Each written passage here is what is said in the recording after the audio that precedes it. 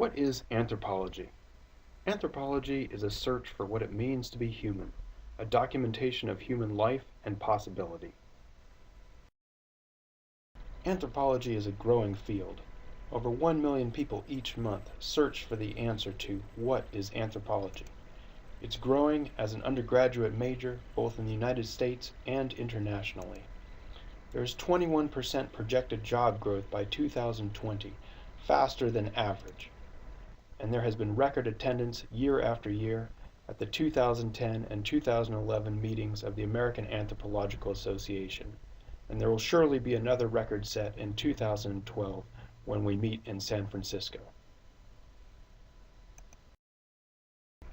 Anthropology is a study of humanity and human origins.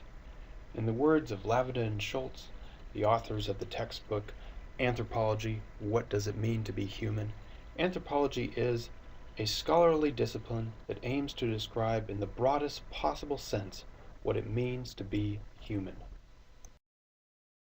In the United States, anthropology has traditionally been a four-field discipline. We begin with biological anthropology, which includes primatology, human evolution, and the physical aspects of human beings. There's archaeology, which concerns itself with human artifacts and material culture. There is sociocultural anthropology, also known as cultural anthropology, or in some cases social anthropology, which does fieldwork and ethnography among living human groups. There's linguistic anthropology, which is concerned with the anthropology of human language.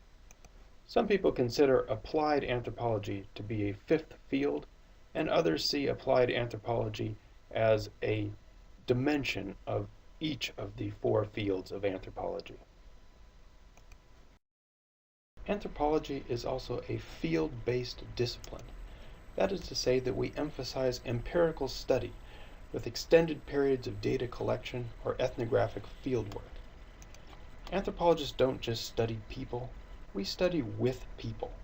This is a formulation that many anthropologists find important, and I take it mostly from anthropologist Tim Ingold's work, especially in his lectures and his new book, Being Alive. Anthropology seeks the meanings and the interpretation of the data that it collects. So it is not simply about collecting the data, but understanding how people interpret and what kinds of meanings are made of these phenomena.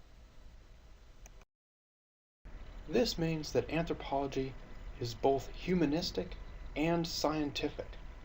To borrow a phrase from Eric Wolf, who himself was citing Alfred Kroeber, anthropology is the most scientific of the humanities, the most humanist of sciences.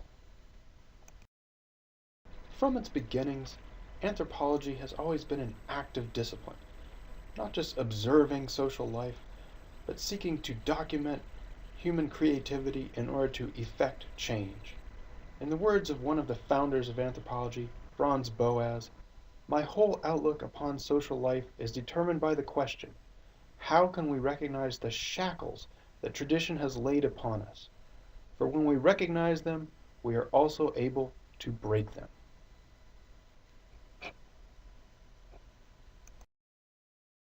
Being an anthropologist is a special calling, and only a small group of people become professional anthropologists.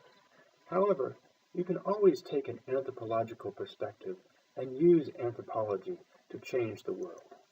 In her book, Purchasing Power, Black Kids in American Consumer Culture, anthropologist Elizabeth Chin examined children who were poor, young, and marginalized. She said that the commentaries that she received were unlikely to substantially transform racism, sexism, economic inequality, or the place of children in American society. But very importantly, she said that the meaningfulness and power of what these kids say and do should not be measured solely by their ability to transform a world that gives them only meager breathing space. The fact that these commentaries exist at all is a measure of their strength. The fact that they often exist briefly and subtly is a sign of their fragility.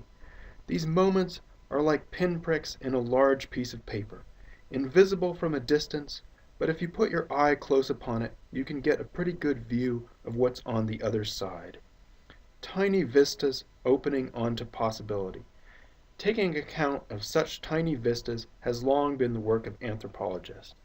Enlarging them is work for all of us.